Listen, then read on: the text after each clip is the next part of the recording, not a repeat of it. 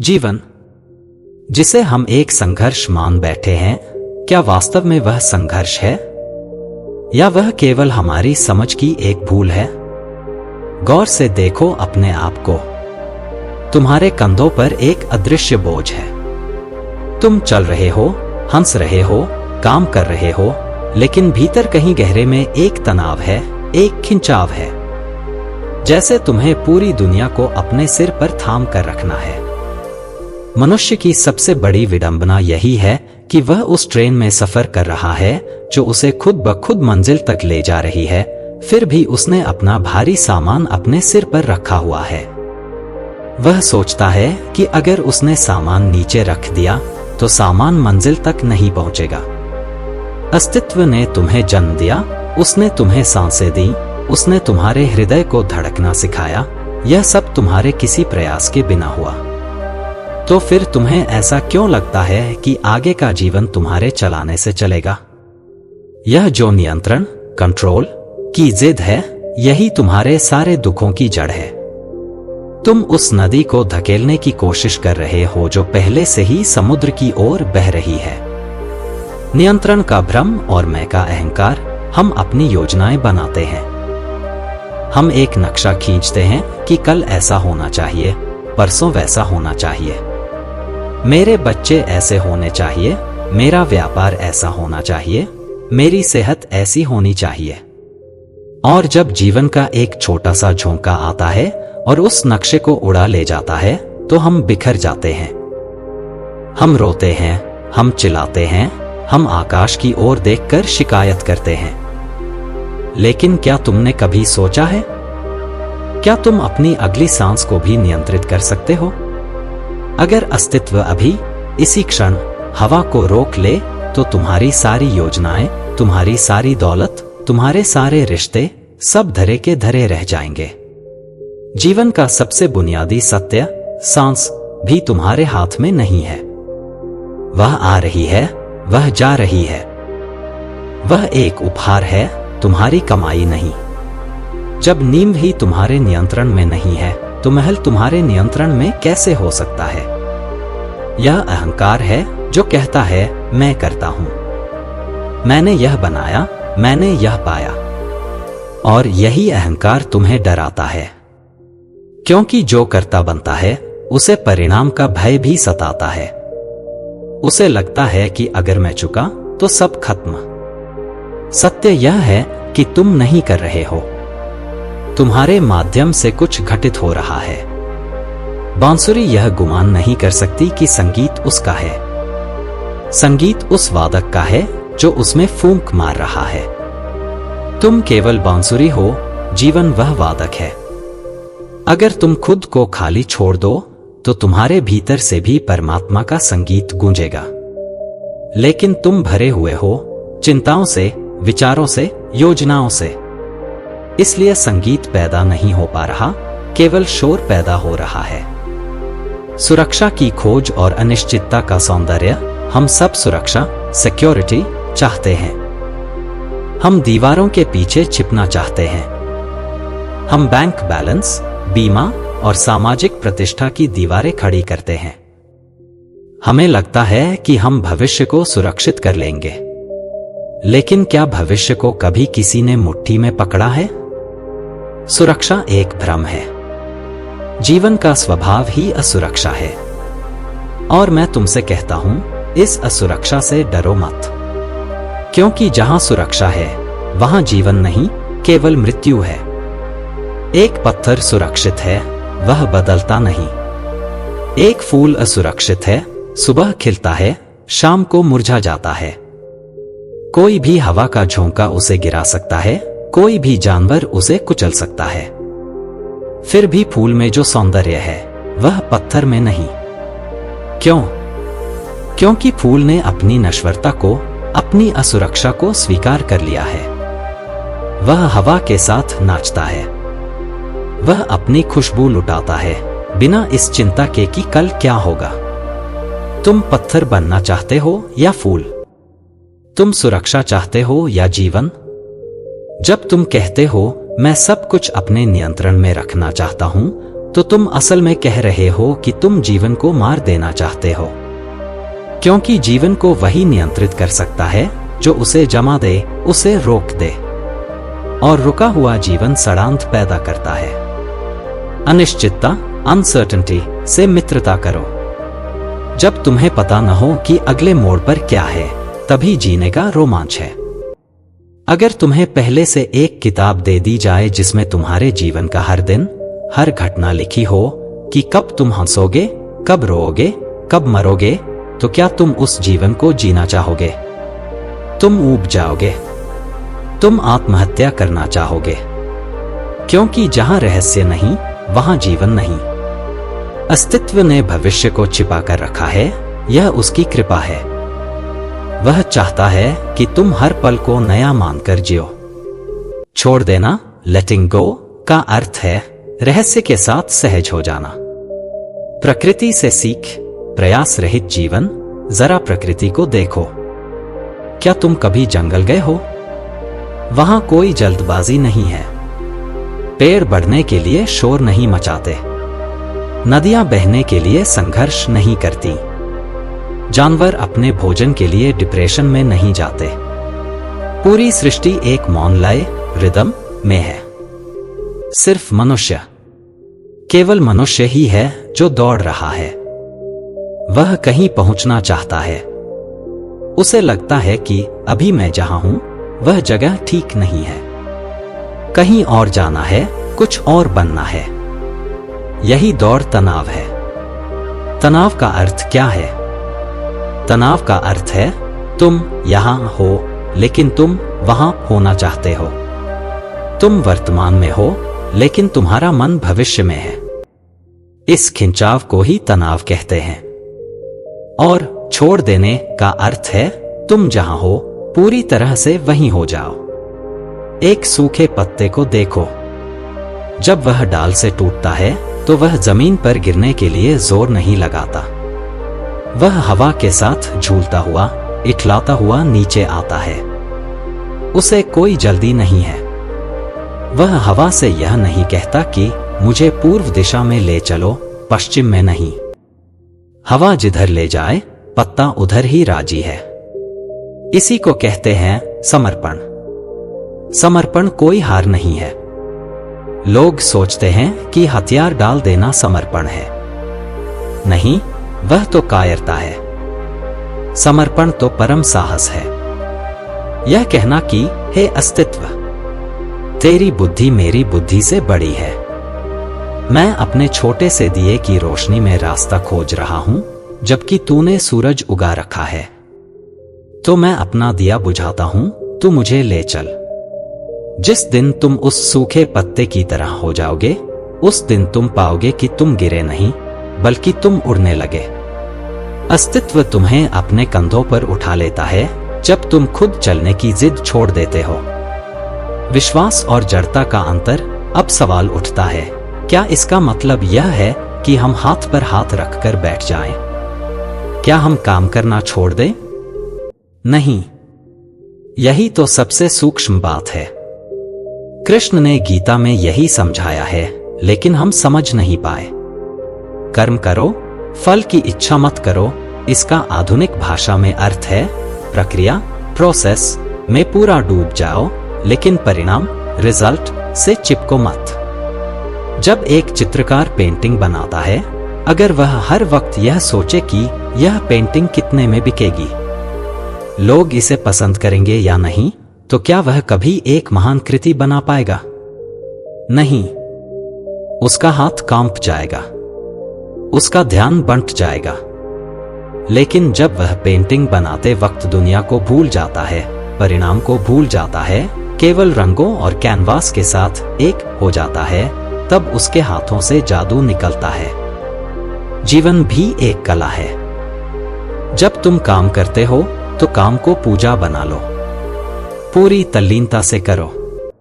लेकिन जैसे ही काम खत्म हुआ, उसे वहीं छोड़ दो। उसका नतीजा क्या होगा, यह अस्तित्व का काम है, तुम्हारा नहीं। जब तुम परिणाम को पकड़ते हो तो तुम डर पैदा करते हो। अगर ऐसा नहीं हुआ तो, और यह अगर, व्हाट इफ तुम्हारे जीवन का जहर है। अगर मैं फेल हो गया तो, अगर उसने मुझे छोड़ दिया तो, ये सारे प्रश्न भविष्य के हैं और भविष्य अभी है ही नहीं। तुम भूतों से लड़ रहे हो। छोड़ देने का अर्थ है विश्वास, अंधा विश्वास नहीं, बल्कि यह समझ कि जिसने मुझे भूख दी है उसने भोजन का प्रबंध भी किया होगा।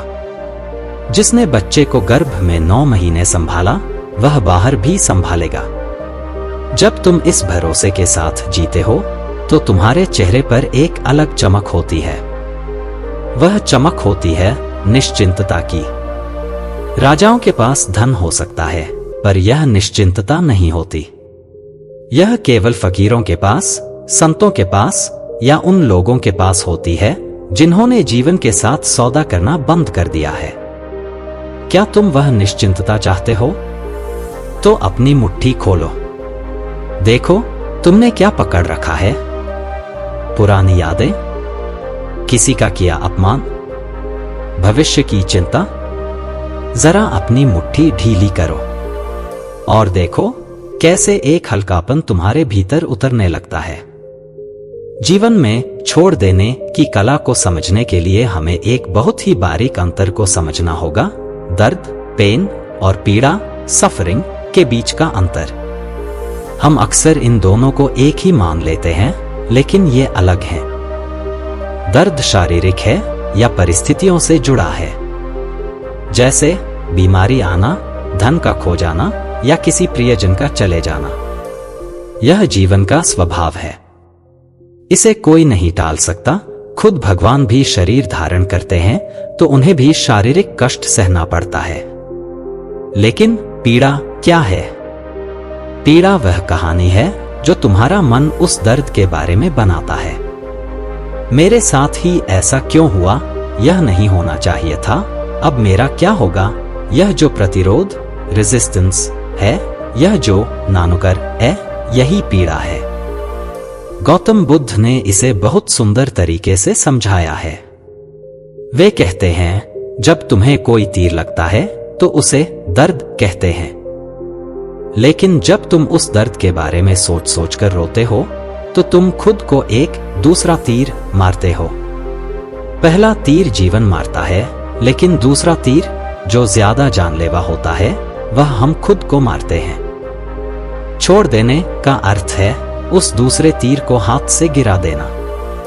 जब तुम कहते हो, हाँ अभी दर्द है, मैं इसे स्वीकार करता हूं, तो आश्चर्यजनक रूप से वह दर्द केवल एक संवेदना, सेंसेशन रह जाता है।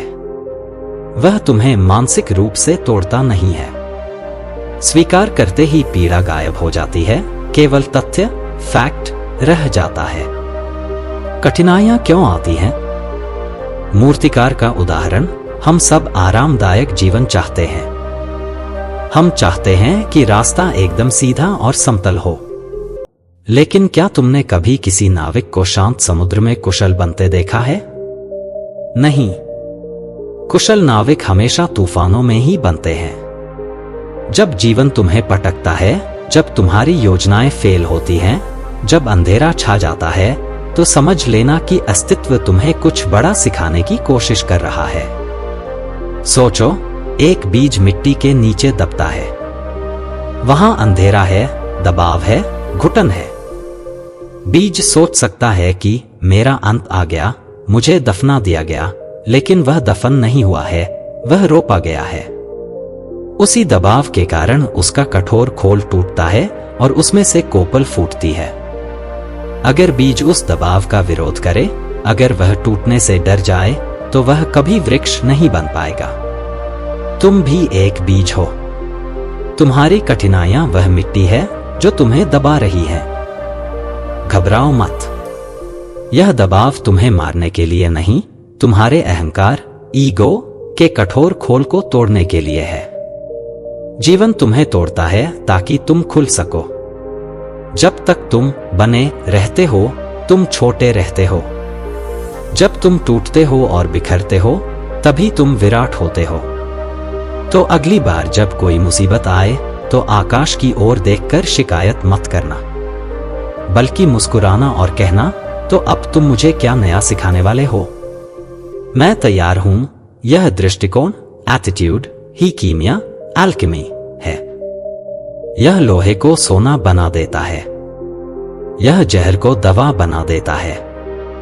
रिश्तों में पकड़, प्रेम बनाम मोह। अब हम जीवन के सबसे नाजुक हिस्से पर आते हैं, रिश्ते। यही वह जगह है जहां हम सबसे ज्यादा पकड़ते हैं, और यही वह जगह है जहां हमें सबसे ज्यादा चोट लगती है। हम कहते हैं, मैं उससे बहुत प्रेम करता हूं, मैं उसके बिना जी नहीं सकता।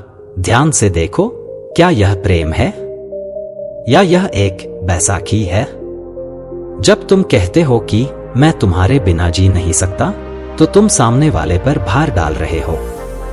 तुम उसे अपनी खुशी का जिम्मेदार बना रहे हो। और कोई भी इंसान, चाहे वह तुमसे कितना भी प्यार करे, 24 घंटे तुम्हारी खुशी का बोझ नहीं उठा सकता। एक दिन वह थक जाएगा और भागना चाहेगा। हम प्रेम को पिंजरा बना देते हैं। हम चाहते हैं कि दूसरा व्यक्ति हमारी मर्जी से चले, हमसे बात करे, हमें ही देखे। लेकिन याद रखो, प्रेम का दूसरा नाम स्वतंत्रता है। अगर तुम किसी फूल से प्यार करते हो, तो तुम उसे तोड़ोगे नहीं, क्योंकि तोड़ते ही वह मुरझा जाएगा। अगर तुम सचमुच प्यार करते हो, तो तुम उसे पौधे पर ही रहने दोगे, उसे पानी दोगे और उसकी सुंदरता को दूर से निहारोगे। रिश्तों में छोड़ देने का अर्थ है दूसरे को वह होने देना जो वह है। उसे बदलने की कोशिश मत करो, उसे नियंत्रित करने की कोशिश मत करो। जब तुम अपनी मुट्ठी खोल देते हो और कहते हो, तुम आजाद हो, चाहे तुम मेरे साथ रहो या न रहो, मेरी शुभकामनाएं तुम्हारे साथ हैं, उसी क्षण एक चमत्कार होता है।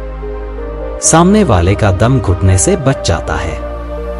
और अक्सर जिसे तुम आजाद छोड़ देते हो, वह तुम्हारे पास वापस लौट आता है, क्योंकि पूरी दुनिया में हर कोई उसे बांधना चाहता है, केवल तुम ही हो जिसने उसे मुक्ति दी है। और मुक्ति देने वाले के पास कौन नहीं रहना चाहेगा? मोह, अटैचमेंट कहता है तू मेरा है। प्रेम, लव कहता है मैं तेरा हूं। मोह पकड़ता है, प्रेम छोड़ता है, और जो छोड़ता है अंततः वही पाता है। खाली नाव की कथा एक पुरानी कथा है जो इस छोड़ देने के भाव को बहुत अच्छे से समझाती है। एक आदमी अपनी छोटी सी नाव में नदी पार कर रहा था। अचानक उसने देखा कि सामने से एक दूसरी नाव तेजी से उसकी तरफ आ रही है। वह चिल्लाया, अरे हट जाओ, नाव मोड़ो। लेकिन वह नाव आती रही। उसे बहुत गुस्सा आया। वह गालियां देने लगा, अंधे हो क्या, दिखाई नहीं देता? और तभी वह नाव उसकी नाव से टकरा गई। गुस्से से भरा वह आदमी उस दूसरी नाव में झांकने के लिए खड़ा हुआ ताकि नाविक को मार सके। लेकिन उसने देखा कि वह नाव खाली थी। वह धारा के साथ बहती हुई आ रही थी। उसमें कोई नाविक नहीं था। उसी पल उसका सारा गुस्सा गायब हो गया। वह किस पर गुस्सा करता? नाव तो खाली थी। जीवन भी ऐसा ही है। जो लोग तुम्हें चोट पहुंचा रहे हैं, जो परिस्थितियां तुमसे टकरा रही हैं, वे सब उस खाली नाव की तरह हैं। वे जानबूझकर तुम्हें दुख नहीं दे रहे। वे अपने संस्कारों, अपनी बेहोशी, अपनी मजबूरियों की धारा में बह रहे हैं और तुमसे टकरा गए हैं। अगर तुम यह समझ लो कि सामने वाला व्यक्ति भी अपने मन का गुलाम है, वह भी खाली है, तो तुम्हारा गुस्सा, तुम्हारी शिकायत अपने आप गिर जाएगी। हम सोचते हैं कि लोग हमारे खिलाफ साजिश कर रहे हैं। सच तो यह है कि लोग अपने ही दुखों में इतने उलझे हैं कि उन्हें तुम्हारे बारे में सोचने की फुर्सत ही नहीं है। सब कुछ व्यक्तिगत, पर्सनल लेना बंद करो। जब तुम चीजों को व्यक्तिगत लेना बंद कर देते हो, तो तुम एक अद्भुत शांति का अनुभव करते हो। इसे ही साक्षी भाव कहते हैं। तुम किनारे पर खड़े होकर नदी को देखते हो। नदी में कचरा भी बह रहा है, फूल भी बह रहे हैं। तुम न कचरे को रोकते हो, ना फूल को पकड़ते हो, तुम बस देखते हो। यही देखना, यही छोड़ देना ध्यान है। अब हम उस डर की ओर बढ़ते हैं जो हर डर की जड़ है, खोने का डर। हम सोचते हैं यह मेरा घर है, यह मेरा शरीर है, यह मेरा परिवार है, लेकिन सत्य क्या है? क्या तुम सचमुच किसी चीज के मालिक हो? जब तुम इस दुनिया में आए थे तो तुम मुट्ठी बांधे आए थे, लेकिन हाथ खाली थे। और जब तुम जाओगे तो मुट्ठी खुली होगी और हाथ तब भी खाली होंगे। जीवन एक सराय, धर्मशाला इन की तरह है। तुम यहां कुछ समय के लिए रुके हो। तुम कमरे का इस्तेमाल करो, बिस्तर का आनंद लो, खिड़की से नजारे देखो, लेकिन अगर तुम यह सोचने लगो कि यह कमरा मेरा है, मैं इसे अपने साथ ले जाऊंगा, तो तुम पागलपन में हो। सराय छोड़नी पड़ती है। सुबह होती है और मुसाफिर को आगे बढ़ना होता है। जो ज्ञानी है, जो समझदार है, वह चीजों का इस्तेमाल तो करता है, पर उन पर कब्जा नहीं करता। उसे पता है कि यह सब उधार का है। सांस भी उधार की है, जो हर पल लौटानी पड़ती है। अगर तुम एक सांस को भी मेरी है कहकर अंदर रोक लो और बाहर न छोड़ो, तो तुम्हारी मृत्यु हो जाएगी। जीवन लेन देन है, लेना और छोड़ना। अगर तुम केवल लेना चाहोगे और छोड़ना नहीं, तो तुम जीवन के प्रवाह को रोक दोगे। जब तुम इस सत्य को गहराई से मान लेते हो कि यहां कुछ भी मेरा नहीं है, तो अचानक एक बड़ा बोझ उतर जाता है। कोई चोर तुमसे तुम्हारा धन चुरा सकता है, लेकिन तुम्हारी शांति नहीं चुरा सकता, क्योंकि तुम जानते हो कि धन तो वैसे भी छूटने वाला था। कोई मृत्यु तुमसे तुम्हारे प्रियजन को छीन सकती है, लेकिन तुम्हारे प्रेम को नहीं मार सकती, क्योंकि तुम जानते हो कि हम सब मुसाफिर हैं, अलग अलग स्टेशनों पर उतरना तय है। यह समझ ही असली वैराग्य है। वैराग्य का मतलब घर छोड़कर जंगल भागना नहीं है। वैराग्य का मतलब है भीड़ में रहते हुए भी यह याद रखना कि मैं अकेला हूं और अंततः मुझे अकेले ही जाना है। शून्यता का जादू, बांसुरी बनो। लोग खालीपन, एम्प्टीनेस से डरते हैं। हम हमेशा खुद को भरना चाहते हैं, शब्दों से, भोजन से, रिश्तों से, मनोरंजन से। हमें लगता है कि अगर हम खाली हुए तो हम कुछ नहीं रहेंगे, लेकिन अस्तित्व का नियम उल्टा है। उपयोगिता, यूटिलिटी केवल खालीपन की है। एक भरे हुए घड़े में तुम पानी नहीं भर सकते, केवल खाली घड़ा ही पानी संभाल सकता है। एक भरे हुए कमरे में तुम प्रवेश नहीं कर सकते। जगह खाली है, इसीलिए तुम वहां रह सकते हो। परमात्मा या अस्तित्व केवल तभी तुम्हारे भीतर प्रवेश कर सकता है जब तुम खाली हो। बांसुरी को देखो, वह अंदर से पूरी तरह खोखली होती है। उसका अपना कोई अहंकार नहीं, अपना कोई सुर नहीं, अपना कोई शोर नहीं। क्योंकि वह खाली है, इसलिए कृष्ण उसे होठों से लगा सकते हैं और उसमें से दिव्य संगीत पैदा कर सकते हैं। अगर बांसुरी अंदर से भरी होती, गांठों से, कचरे से, तो उसमें से संगीत नहीं, केवल बेसुरा शोर निकलता। तुम भी उस बांसुरी की तरह हो जाओ। अपने भीतर से विचारों का कचरा निकाल दो, अपने अहंकार की गांठें खोल दो। कह दो अस्तित्व से, मैं खाली हूं, अब तू मुझे जैसा चाहे वैसा बजा। जो सुर तू छेड़ना चाहे छेड़। जिस दिन तुम इतने शून्य, इतने खाली हो जाओगे, उसी दिन तुम पाओगे कि तुम साधारण मनुष्य नहीं रहे। तुम परमात्मा का वाद्य यंत्र, इंस्ट्रूमेंट बन गए हो। तुम्हारे हाथ से जो काम होगा वह अद्भुत होगा। तुम्हारी वाणी से जो शब्द निकलेंगे वे सत्य होंगे, क्योंकि अब वह तुम नहीं बोल रहे, वह शून्य बोल रहा है। छोड़ देने का अंतिम चरण यही है, खुद को ही छोड़ देना, अपनी मैं को विदा कर देना। वर्तमान में जीने की कला हम अक्सर पूछते हैं, तो शुरुआत कहां से करें? शुरुआत करो अपने कंधों के बोझ को देखने से। अभी इसी पल चेक करो, क्या तुम यहां हो? या तुम्हारा मन कल के झगड़े में है, या आने वाले कल की चिंता में? भूतकाल, पास्ट, एक राख है। उसे तुम कितना भी कुरेदो, उसमें से आग नहीं निकलेगी, केवल तुम्हारे हाथ काले होंगे और धूल उड़ेगी। भविष्य, फ्यूचर, एक सपना है जो अभी आया ही नहीं। जीवन केवल अभी है। यह क्षण, यह सांस जो तुम ले रहे हो, छोड़ देने का अभ्यास हर पल किया जा सकता है। जब तुम चाय पी रहे हो तो पूरी तरह चाय पियो। उस वक्त दुनिया की चिंता छोड़ दो। जब तुम चल रहे हो तो सिर्फ चलो। मंजिल की चिंता छोड़ दो। हम जिसे मल्टीटास्किंग कहते हैं, वह असल में मन का बिखराव है। एकाग्रता, फोकस का अर्थ है एक समय में एक काम और बाकी सबको छोड़ देना। तुम देखोगे कि जब तुम पूरी तरह वर्तमान में होते हो तो चिंता के लिए कोई जगह नहीं बचती। चिंता को समय चाहिए, चिंता को भविष्य चाहिए। वर्तमान में चिंता जिंदा नहीं रह सकती।